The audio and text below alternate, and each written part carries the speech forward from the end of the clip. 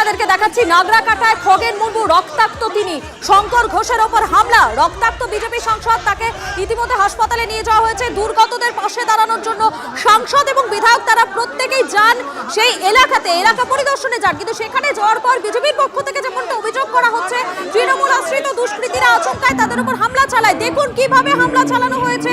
যে সাদা গাড়ি আপনারা দেখতে পাচ্ছেন, যে গাড়িতে এলোপাথারি মার দেওয়া হচ্ছে ইট লাঠি দিয়ে, সেই গাড়িতে সাংসদ এবং বিধায়ক দুজনেই রয়েছেন।